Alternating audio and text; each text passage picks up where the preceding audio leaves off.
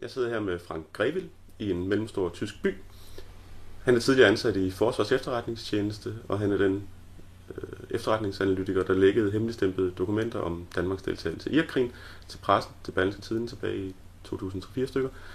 Og så er han modtager af den prestigefyldte whistleblowerpris Sam Adams Award, som også Snowden og Bill Binney og Chelsea Manning har modtaget. Tak fordi du vil snakke med mig, Frank. Ja, selvfølgelig. Man har hørt en del om efterspillet. Det endte med, at du blev dømt til først 6 måneders, og derefter 4 måneders fængsel, som du så omsider fik lov at afzone. Man har også hørt en hel masse om oksekampen i medierne. På den ene side Frank Grevil nærmest helt alene, på den anden side hele det politiske system og Anders Fogh. Man har ikke rigtig hørt så meget om, hvorfor du egentlig gjorde, hvad du gjorde. Kan du prøve kort at forklare, hvorfor lækkede du de her dokumenter i sin tid? Ja, det er også noget, jeg har renset mig selv om for at finde ud af, om jeg bare er impulsiv eller et eller andet. Fordi det er jo det, jeg er blevet beskyldt for, altså naiv og impulsiv og idiot savant og hvad ellers folk kan finde på af ting. Men altså, jeg kan ikke se andet end, at jeg fra Danmark deltog der i foråret 2003. Stille og roligt har opbygget en anden frustration. Og selvfølgelig er frustrationen et stykke hen ad vejen gået på at arbejde i en organisation som FE, der allerede der viste sig at være totalt inkompetent, og jeg tror ikke, det er blevet bedre, det er sådan en helt anden ting. Og det vil sige, det var jo mange ting, det var ikke kun Irakkrigen, men der var sådan et dejligt håndgribeligt eksempel, og jeg kunne se også, hvordan den politiske debat ovenpå, at krigen officielt var vundet. Det var den jo allerede 1. maj 2003. Den debat, den kom til at handle om, hvad havde regeringen egentlig haft af grundlag for at træffe den beslutning, den gjorde, og dermed opfordre regeringspartierne og støttepartiet til at stemme for. Og jeg kunne se, at man blev ved med at spørge fra journalistisk hold og fra politisk hold til nogle dokumenter, som i virkeligheden ikke var de helt afgørende. Jeg vil ikke sige, at dem, jeg har udleveret, var de afgørende, for de er formentlig aldrig kommet til beslutningstagernes kendskab. Altså, det er jo trusselsvurderinger. Jeg kan du ikke prøve at forklare, hvad det egentlig var for nogle dokumenter? Jamen, det er svært at forklare. Det svarer vel nærmest til sådan en slags sådan ugenlig eller månedlig opdateret udgave af Politikens turen går til, i det tilfælde så Irak. Altså en blanding af geografi og noget om etniciteter og landets økonomi og landets militære historik. Hvad har de gjort før, og hvad formodes de at råde over af forskellige kapaciteter, altså både sådan traditionelt militære og masseødelæggelsesvåben. Og det er jo så kernen i den her del af det, ikke? Fordi jeg kan da huske, at Anders Fogh, han stod på Folketingets talerstol og sagde, at Irak har masseødelæggelsesvåben, det er ikke noget, vi tror, det er noget, vi ved. Ja, det var et af de udsagn, som han er blevet konfronteret med mange gange, og det blev fremsat som led i debatten lige op til beslutningen om at gå med i den amerikansk ledede koalition. Men så kom jo helt efterspillet, og det var der, i virkeligheden fortrød jeg mest, at jeg ikke reagerede allerede dengang, hvor debatten kørte, hvor jeg faktisk havde tilstrækkelig indsigt til at gøre det. Og jeg ved ikke, hvad der holdt mig tilbage der. Det var måske lidt ufint at komme luskende sådan næsten et år senere og sige, det var altså, hvad regeringen havde til rådighed dengang. Men sådan er der så meget, at man fortryder, at man burde have gjort på et andet tidspunkt, eller gjort anderledes. Men man kan sige, at de her dokumenter rummer jo sådan set FE's idé om, hvordan verden så ud. Jeg vil så sige, at det er meget, meget inkompetent, det arbejde, der er. Meget af det er sådan noget vævende noget, netop for at dække over, at man ikke vidste noget. Det er ikke særlig smirrende for FE. FE har så også sidenhen krybet til korset og har indrømmet, at man ikke var særlig god dengang. Hvor jeg så tror, det heller ikke er blevet bedre siden da, men det er så en anden ting. Men debatten kørte på, at man ville gerne fra oppositionens side og fra pressens side have bare en smule indblik i, hvad der foregik. Det fik man ikke. Alt var totalt hemmeligholdt, og regeringen, det vil sige repræsenteret ved Anders Fogh Rasmussen og Per Stig Møller, blev ved med på alle forespørgsler og kørte den samme grammofonplade, der var nok rundet 3 numre, ikke? Altså den ene af dem, det var den der med... der kom det 4 til undervejs, det var det der med, vi hellere have Saddam tilbage. Men ellers var det de samme 3 numre der, ikke, med at Irak ville ikke samarbejde, og hvad var det 2 andre, jeg kan dårligt huske dem udenad. Masseødelæggelsesvåben til terrorister. Ja, og så blev det hele tiden benægtet, at masseødelæggelsesvåben var ikke det udslagsgivende. Og det var selvfølgelig, hvor man nødt til at sige, efter det var vist sig, at Irak slet ikke havde noget andet end hvad der lå af ueksploderet ammunition fra tidligere krige.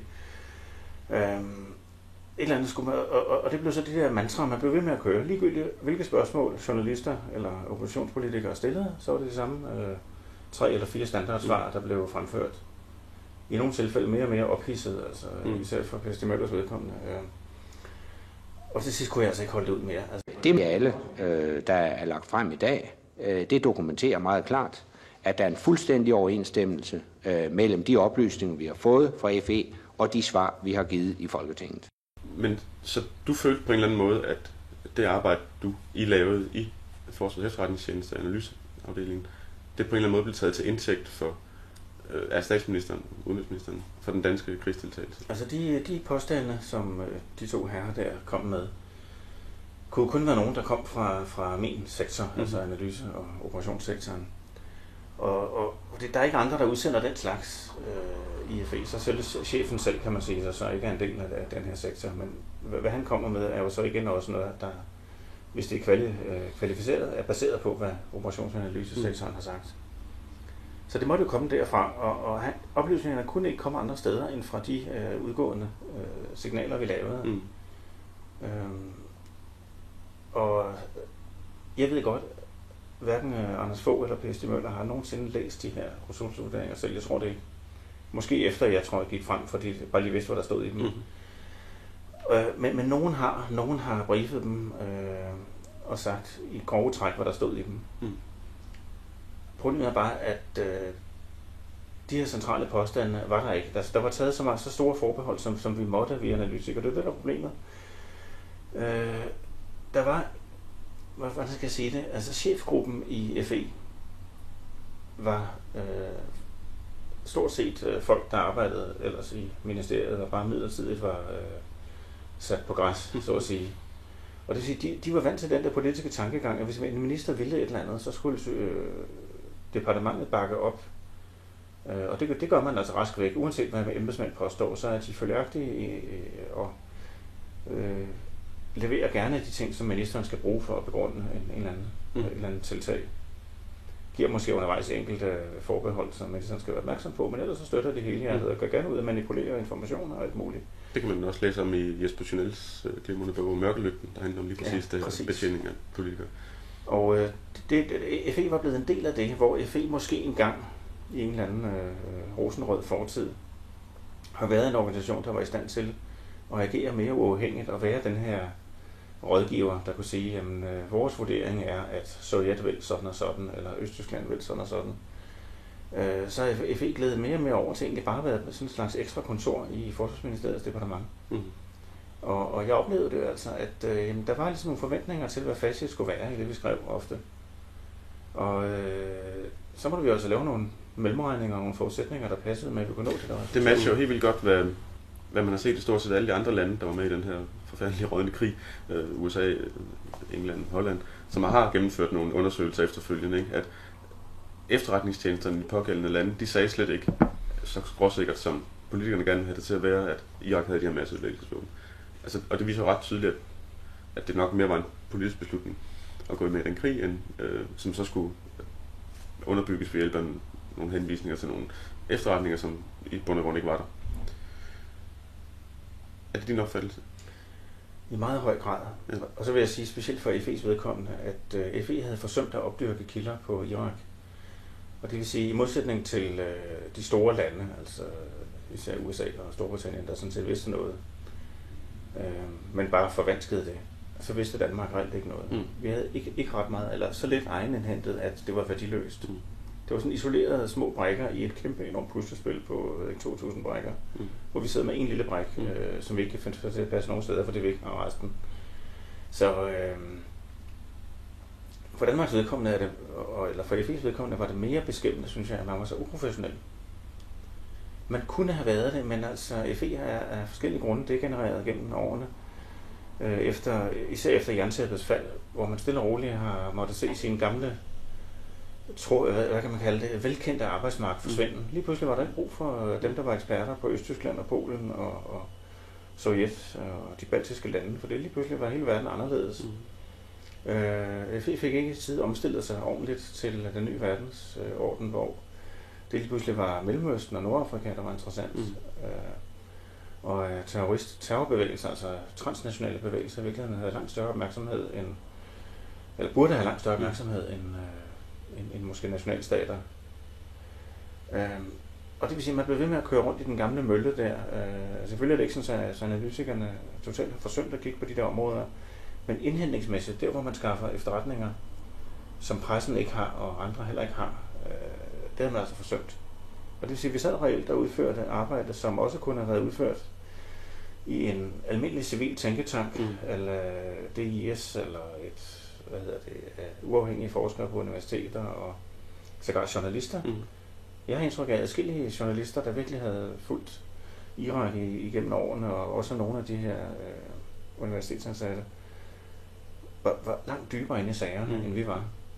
Altså, jeg vil bestemt ikke prale af min egen arbejdsindsats i den periode der, for det var demotiverende at sidde på den måde der og skulle præstere ting, hvor der var facit.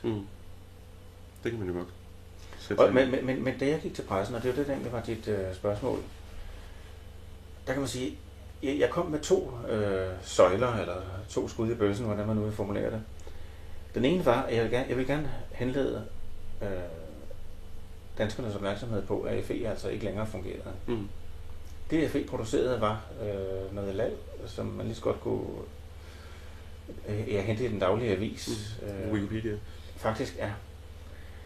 Og, men sådan en påstand kan jo ikke bare komme ud med. Slet ikke, hvis jeg lige er på vej ud af tjenesten og har fundet mig et rigtigt arbejde. Altså, så vil man bare sige, at det er bare en sur medarbejder, der smækker med døren og fortæller sådan noget. Jeg er jo nødt til at have en konkret sag, og der har jeg altså inde i mit hoved set, jamen, det her er samtidig så utilfredsstillende, det jeg kan se som demokratisk indstillet borger, at man står i parlamentet og slås om, hvad regeringen egentlig vidste dengang. Og ja, det er selvfølgelig lidt irriterende at se på. Men da det så går over i regelret løgn, så har jeg sådan set min sag. Der går en stykke tid, jeg ved ikke hvor længe, men lad os bare sige en måned, halvanden måske, har jeg gået og rodet over det her, og tænkt altså, det bør du næsten gå frem med det her. Både for ligesom, at der kan komme lidt skred i debatten oven på Irak-krigen, og for at vi også kan få løst lidt op. Altså FE kan blive hjulpet eller tvunget til at reformere sig i en grad, så tjenesten faktisk virker. For det er jo det helt modsat, hvad folk går rundt og skyder mig i skoene. Jamen, jeg var borgerlig, eller er borgerlig sådan set, bortset fra, at jeg nok i dag vil sige, at jeg er liberal. Hvilket er jo ikke helt det samme. Jeg var medlem af Venstre dengang, og det Venstre stod for liberalisme, i hvert fald officielt. Og jeg var sådan set mere eller mindre ureflekteret for krigen. Altså, dengang havde jeg købt den her propaganda, der blev fremført ofte, at det er i alles interesse, at Mellemøstlandene stille og roligt bliver demokratier, og et eller andet sted skal man jo starte, og så kan man så godt tage det land, der lige for nærværende ser ud til at udgøre den største trussel mod Vesten, i hvert fald optræder mest aggressivt. Så kan man starte der, og så var hele ideen nærmest en slags positiv dominoeffekt, og når først det land så var blevet demokrati og velfungerende, og ja, man ser for sig sådan en eller anden rosenrød film, hvor alle danser rundt på en eng, så ville nabostaterne stille og roligt også en efter en. Borgerne ville se, så dejligt kan man altså få det, selvom man bor i vores del af verden. Jamen fint nok, det vil vi også have. Og så vil det være nemt stille og roligt at vælte regimerne lidt ad gangen, og hele verden ville være fryd af gammel. Der ville være demokratier hele vejen rundt af Middelhavet osv. osv. Og det er der ingen, der kan være uenige i, var en god idé. Det var en god idé, ja. og jeg var naiv nok til at købe den dengang, hvor jeg senere godt kan se, nej, forudsætningerne var ikke til stede for det. Den del af det, synes jeg er super interessant, og det, nu har jeg snakket med en hel del whistleblower igennem de sidste mange år. Den proces, du har været igennem, den virker til at være fuldstændig standard for alle. Nogen tror, at whistleblower det er sådan nogle wild-eyed socialister, eller antikrigsrabiate, et eller andet, ekstremister, radikale. Og det er de jo aldrig, fordi de er jo i virkeligheden systemets mænd, så de er ligesom, og kvinder. Så de er typisk ligesom dig, borgerlige af en eller anden afstykning. Anders Kjærgaard, han var medlem af Konservative, du var medlem af Venstre, alle de her NSA-whistleblower fra Snowden og tilbage, de er jo konservative, libertære, et eller andet. Der var ingen af dem, der nogensinde var endt i en position, hvor de kunne blive whistleblower, hvis de havde været wild-eyed radicals. du har fat i noget rigtig spændende der, og det er nemlig det, der altid bliver skudt i skoene, altså en standardfrase, man altid hører, uanset om det er i Danmark eller USA eller andre lande, det er bare en utilfreds medarbejder. Og noget er der også om det, altså det er nærmest en selvopfyldende profeti, eller hvad kan man sige, en tautologi, at det er en utilfreds medarbejder. For det er præcis den samme medarbejder, der en dag startede i den her efterretningsorganisation, eller statslig organisation, hvad det nu er, store virksomheder, for vi finder også whistleblower i erhvervslivet, har selvfølgelig gjort det og haft nogle idéer med sin ansættelse, og har været igennem nogle nåleøjer for at komme ind.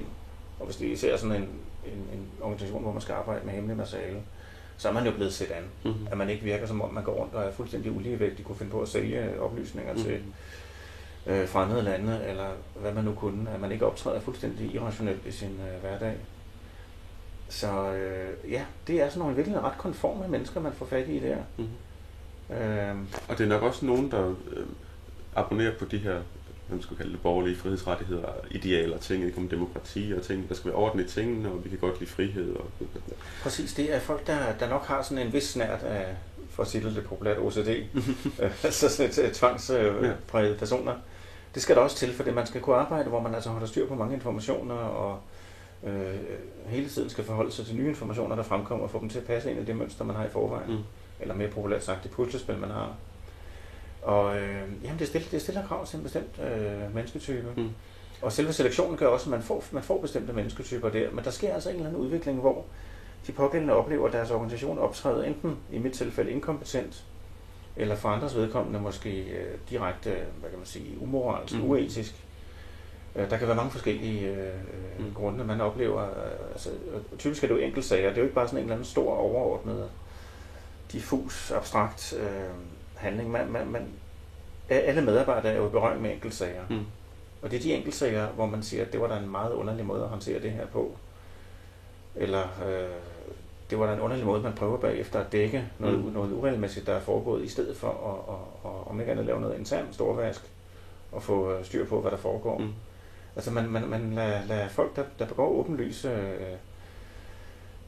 direkte lovovertrædelser internt, slippe afsted med det. I mit tilfælde var det ikke helt så groft. Det har bare været altså inkompetence. Nej, i dit tilfælde var, udefra i hvert fald, så var den store forbrydelse, det var jo ikke i FE, det var måske forbryderisk inkompetente, men det var ligesom det politiske niveau ovenpå, der brugte FE som rygdækning til at gå med i den her krig. Altså det var, hvor min kæde hoppede af. Det var faktisk et stykke tid efter Irak-krigen officielt var slut, hvor jeg så igen oplevede på det tidspunkt, hvor Anders Fogh Rasmussen og Per Stig Møller begyndte at tage FE til indtægt. Og det kom i en debat, hvor altså, de faldt ud af deres roller, de to herrer her, og hvor de ellers ikke med et ord havde nævnt FE. Lige pludselig kom det altså frem på en eller anden måde med, at det siger FE også, eller det har hele tiden været FE's opfattelse. Jeg husker ikke de præcise ord. Og det er der, hvor kæden begynder at hoppe af, fordi det er præcis der, hvor en professionel efterretningschef ville være gået til ministeren, der godt var, det kunne være klaret internt, og havde sagt, prøv at høre, du skal ikke tage os til indtægt for det der. Du må lige gå ud bagefter og moderere den der lidt. Ja. Eller også havde vedkommende, hvis han virkelig følte, at han kunne agere selvstændigt, gået ud til pressen og sagt, for lige at præcisere, FE's holdning har hele tiden været det og det. Det tror jeg er en vigtig point også, fordi hvis nu det var sket, hvis chefen for FE havde gjort det, så havde der ikke været en whistleblower Frank Grevil. Nej, så havde jeg bare, igen på grund af almindelig utilfredshed, bare taget med gode tøj og havde fundet et arbejde, og så slikket soverne og tænkt, det var også dumt, at der tage job der nogensinde. Men nu er du blevet klogere, og nu kan du så kigge fremad. Det var præcis, hvad der ville være sket. Der ville aldrig nogensinde være opstået lækage til pressen. Så den bedste måde at sikre sig mod whistleblower, det er faktisk at have styr på sagerne internt. Det tror jeg, man kan lære af alle de sager, der har været fremme i offentligheden. Jeg kan se en fællesnævner for dem alle sammen, og det er det der med altså systemtro medarbejdere. Igen systemtro, fordi de om ikke andet, dem der ikke var der, ville være blevet sorteret fra og aldrig fået jobbet. Der på et tidspunkt får nok af uærlighed, af uprofessionalisme og hvad man ellers kan sætte etiketter på de forskellige organisationer. Eller oplever altså deres organisation blive misbrugt i et politisk spil. Og størstedelen af dem ville aldrig nogensinde være blevet whistleblower, hvis deres organisation havde kunnet håndtere det internt. Og en anden ting, jeg er blevet skudt i skoen, er jo også, at jeg kunne da bare være gået til min foresatte med mine bekymringer, og så underforstået et eller andet, så ville det hele være blevet løst. Mm. Jo, det kunne jeg. Og så havde jeg formentlig også fået en samtale bag lukket dør, hvor det også er blevet gjort mig klart, at det skulle man nok, det havde man styr på. Mm-hmm. Og så ville jeg nok også have fundet ud af kort tid efter, at jeg ville måske være blevet hjemsendt, fritstillet med en advarsel om aldrig nogensinde omtale det her, eller hvad ved jeg, et eller andet. Fordi man kan jo ikke have sådan en gående rundt, der allerede har ytret idéer om, at offentligheden, eller i hvert fald parlamentet, skulle indrømme sig i den slags. Den slags idealer skal man ikke holde i hævn. Der. Ja, det duer ikke. Du sagde lige før del af et politisk spil, og det synes jeg er ret interessant også. Jeg sad i 2004 i din retssag på tilhørerrækkerne, lige ved siden af Villy Søvndal en del gange, som virkelig viste fanen. Det var dejligt dengang under retssagen. Men vi har tidligere talt om, at nu mener jeg ikke noget personligt om Villy Søvndal, han er sikkert en sød fyr, men da du stod frem, så var det meget sådan, at venstrefløjen, som var imod krigen, bakkede op. Højrefløjen, eller måske kalde det, som var for krigen, de synes du var djævelens uægte barn.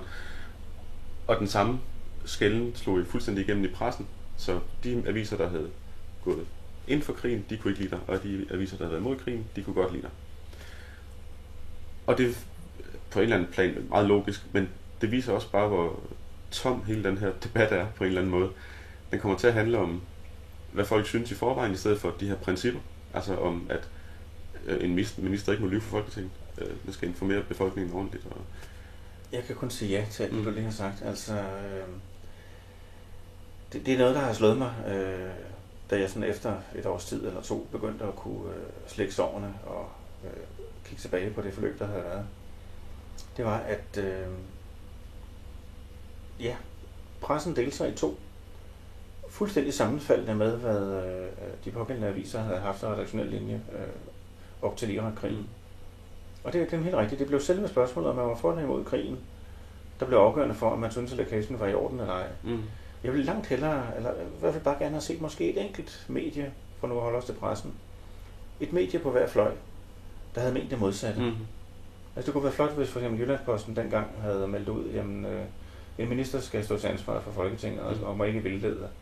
Må ikke henvise til hemmelige oplysninger, han ikke kan fremlægge, og så bruge det som løftestang for det havde været skønt at se. Og tilsvarende så se en avis, der støttede mig, det kunne være Ekstrabladet eller Information, stod og sige det modsatte. Og så sige, ganske vist er det rart at få lidt opklaring her, men en embedsmand må grundlæggende ikke gå ud og fortælle noget, han har fået at vide på den måde der er hemmeligstemplet. Altså det kunne være skønt, hvis det havde været sådan, for det så havde jeg i hvert fald ligesom haft lidt balance i tingene, men det var fuldstændig sort-hvidt efter, hvilket standpunkt pågældende medie havde. Der er et eller andet galt, når vi oplever, at regeringen, så snart den har fået den nyerhvervede magt, så kører den bare fuldstændig derudad. Hægter oppositionen af. Ideen af oppositionen skal jo altså sidde der som ikke noget garanti for vælgerbefolkningen. I hvert fald det store mindretal, der typisk er i vælgerbefolkningen, som gerne ville have haft en anden regering. Oppositionen i Folketinget er en garanti for, at der ikke foregår sådan luskede ting, hvor nogen bare kører fuldstændig derudad med systemet. De har bare ikke mulighed for at gribe ind. Nej, og det system, det giver slet ingen mening, hvis de ikke har adgang til information om de aktuelle ting. Det er lige præcis, og der kan man så diskutere, der er altid hensyn omkring, der kan være kommercielle interesser, for eksempel hvis nu regeringen er ved at forhandle et eller andet med en udenlandsk leverandør af et våbensystem, eller togsæt, eller et eller andet. Og der kan være sikkerhedspolitiske forbehold om, at man ikke bare kan frit lægge frem i 179 eksemplarer i folketingsmedlemmernes stueslag alle mulige hemmelige ting. Det har jeg fuld forståelse for. Men så kan man klare det gennem udvalg. Man har udvalg, hvor medlemmerne får en formel sikkerhedsgodkendelse, således de må se hemmelige ting. Og det vil sige, at man kunne nøjes med egentlig bare at fremlægge det der. Og hver af de der udvalgsmedlemmer kunne så have gået tilbage til egen folketingsgruppe og har sagt, jeg har set det er i orden. De lyver ikke, dem der. Og så må det nok ikke sige mere end det. Men det havde været fuldt tilstrækkeligt, at man bare kan sige, at vi har haft nogen, som vi stoler på, inde og kigge, og de siger, at det ser godt ud. Og vi har chefen for pågældende organisations, altså FE's for eksempel, eller PET's, vedkommende har sagt, og vi har ikke grund til at tro, at han løber, at det her, det er sådan. godt, så er vi trygge ved det. Og dermed er der ikke mere. Det gør man ikke. Man har en evne til, og det gælder som sagt ikke bare Irak-krigen, det gælder også alle senere sager, uanset regeringsfarve, uanset regeringssammensætning. Man hægter oppositionen fuldstændig af. Oppositionen og man hægter samtidig pressen af, fordi man samtidig gør det sværere og sværere for den at få indsigt. Og det vil sige, at man har altså en befolkning, repræsenteret ved pressen og ved den politiske opposition, der kun sporadisk får indsigt i, hvad der egentlig foregår. For eksempel ved lækager, som min egen. Præcis. Det er faktisk... Eller, og ja, man må nok sige, selv når pressen så dukker op med nogle virkelige svinere, så er det jo også, fordi en eller anden whistleblower på et eller andet niveau har til sidst taget sig sammen og sagt, ved I hvad, der sker det og det. Præcis. Ellsberg, han sagde til mig tilbage i 2004, da han var i København i forbindelse med din sag. Det er jo en ting, hvor du i hvert fald har haft en effekt. Man kan sige, der er ikke sket noget med den Irak-kommission og alt det der, men tilbage i 2004, så skulle jeg ringe rundt til danske medier for at lave ballade omkring din sag. Vi havde inviteret Daniel Ellsberg over, som er den her store amerikanske kendte whistleblower. Og så ringede jeg til et større dansk dagblad, og jeg talte med den politiske redaktør, og jeg skulle tale om whistleblower. Og så sagde han, jeg ved præcis, hvem du skal tale med. Det bliver noget overrasket over, for der er ikke rigtig nogen dengang, der vidste noget om whistleblower. Men så stiller han mig om til musikredaktionen, fordi han troede, at whistleblower var en, der spillede på tværfløjt. Og der har du helt klart været medvirkende til at forvente den skud, så nu her, da Snowden stod frem, så vidste alle fandme, hvad en whistleblower var. Så om ikke andet, så tak for det. Men det leder hen til, at det, som Ellsberg han sagde til mig dengang, det var, at hvis vi skal have afværget de her, han kaldte det kriminelle politikker, altså krig og tortur og storstil korruption og den slags, masseovervågning, frihedsrettigheders indskrænkninger, så kan vi ikke regne med, at det er systemet selv, der ligesom sørger for, at den slags bliver afværget, fordi når først de har sat de ting på skinner, så kører det bare. Så der skal whistleblower til, fordi pressen gør heller ikke noget af sig selv, kan ikke gøre noget af sig selv. Så der skal whistleblower frem, eller der står frem med dokumentation, så man ikke kan sige det, gør det til et personspørgsmål. Selv når de så står frem, så er det ikke sikkert, at pressen magter at løfte opgaven. Og det er din sag vel et meget godt eksempel på, ikke nu her 12 år efter. Ja. Der er jo ikke nogen, der bliver stillet til ansvar, bortset fra dig. Det interessante er også, når man så kigger på den paragraf i straffeloven, som jeg blev dømt efter, og så de paragrafer, der står lige umiddelbart efter. De kloge hoveder, der i sin tid udtænkte den straffelov, vi stort set har i dag, selvfølgelig med en masse ændringer. Men den blev fra 1934 eller 36 eller den stil. Og der er tænkt nogle store tanker, og der er blandt andet den paragraf, som jeg forsvarede mig efter, 152e. Den går jo altså på, at hvis ting har åbenbare almindelig interesse, det vil sige, at beslutningen skal være sådan et stykke over en eller anden passende bagatelgrænse, så er det i orden, så skal man altså straffrit, og det var hele ideen i den lovparagraf, at det skulle man kunne gøre straffrit. Man kan ikke bare gå rundt og fortælle om hvad som helst, man hører internt, og slet ikke personsager. Det er klart, det giver sig selv. Men når tingene er tilstrækkeligt store, at nogen faktisk laver rigtig altså omfattende korruption, som du selv nævnte, omfattende magtmisbrug osv., og så i mit tilfælde vil jeg sige fordrejning af sandheden, eller løgn over for Folketinget osv., så skal det være muligt. Det er hele ideen i det. Nogen har altså tænkt de tanker allerede dengang, også længe før ordet whistleblower blev opfundet. Jeg kendte jo det heller ikke selv, da jeg foretog min lækage. Jeg tror ikke engang, jeg tænkte på den som en lækage. Det kom faktisk først frem i de artikler, som Berlingske skrev. Og det pludselig gik op for mig, når det var en lækage, og jeg var en whistleblower. Jeg har aldrig tænkt i de baner før. Der var slet ikke ord, der egentlig passede i mit ordforråd. Men ja, det er absolut nødvendigt at have den slags mennesker. Og så kan man sige, okay, behøver det så gå til pressen hver gang, så vi hver gang skal have udspillet hele det her teater for åben tæppe? Det er ikke sikkert. Men hvis systemet, nu så har vi igen det her meget brede, altså systemet bestående af politikere, topembedsmænd og måske også domstol skal man inddrage der, fordi de tilsyneladende selv opfatter sig som en del af systemet. Så skal der altså være nogle kanaler, hvor man kan komme med sine bekymringer uden risiko for, at der sker noget. Altså, jeg mener, store virksomheder... Ja, så skal de skal blive taget alvorligt. Det skal blive taget alvorligt. Der skal være en eller anden organisation, nogenlunde svarende til sådan en slags, hvad kan man kalde det, intern revision, som man kan gå til en større virksomhed, hvor man kan sige, der foregår uregelmæssigheder. Og selv intern revision er ikke altid god, fordi det er jo netop en del af virksomheden selv. Så alle større virksomheder, der har lavet whistleblower-ordninger, og det gælder typisk for nogen, der har etiske problemer, især medicinalindustrien har indført det. Der er ideen, man udliciterer så at sige det her til et eksternt firma, altså måske et konsulentfirma eller revisionsfirma, der har en specialiseret afdeling, corporate governance og sådan noget, hvor man så siger, jamen nu dedikerer vi en medarbejder med et telefonnummer, der alene vedrører den her pågældende virksomhed. Det telefonnummer tager virksomheden så og offentliggør, lægger på sit intranet eller et eller andet sted. Så alle medarbejdere, der måtte have en eller anden bekymring, for eksempel for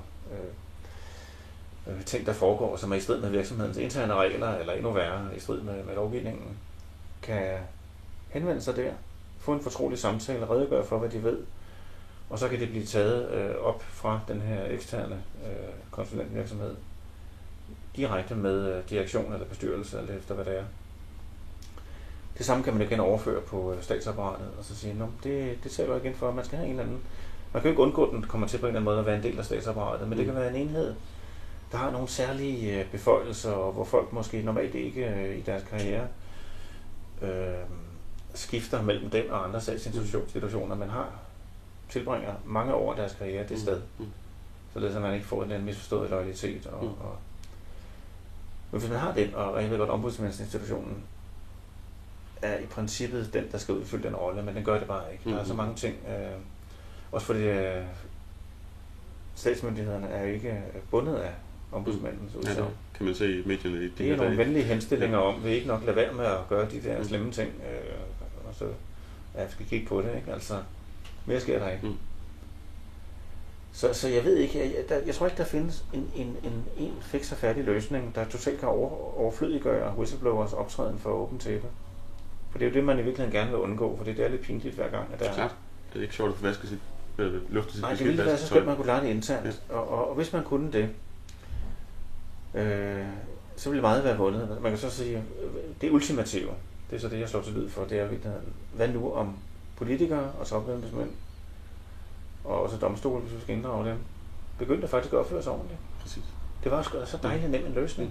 Det er det, man forventer af almindelige forbrydere. Altså når man tager Tommy fra Albertslund for 120. gang i færd med at brække en bil op, så er ideen med, at han får den der straf, der efterhånden bliver større og større, eller længere og længere, det er at fortælle ham, nu skal du høre, Tommy, vil du ikke nok holde op med det der?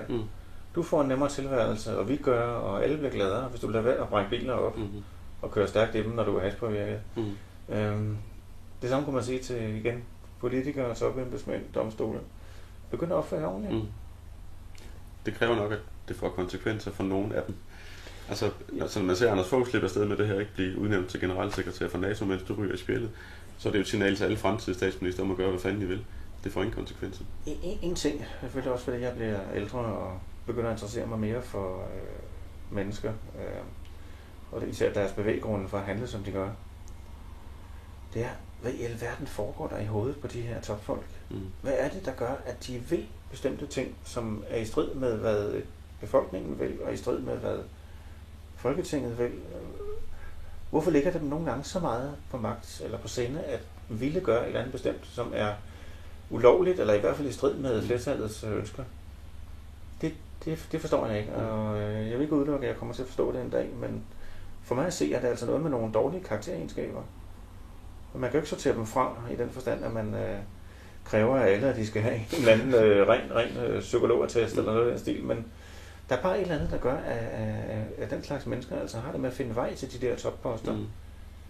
Og så kan der godt sidde masser af ærlige mennesker, også i en regering og blandt det øverste lag af embedsmænd. Men det hjælper altså ikke, når der er de der rådne æbler imellem, der er parat til at tilsidesætte alle normale spilleregler. Og især ikke, når de har en eller anden tendens til at ende i toppen. Jeg tror, deres karakteregenskaber gør, at de kommer til tops. Og når de er der, så er de fuldstændig blinde for, at de faktisk står til ansvar for nogen. Det er som om, at magtfuldkommenhed er nok det rigtige ord. Det synes jeg faktisk er en meget god note at slutte på. Tak for snakken, Frank. Og så skal jeg rulle tekster. Ja. Star Wars.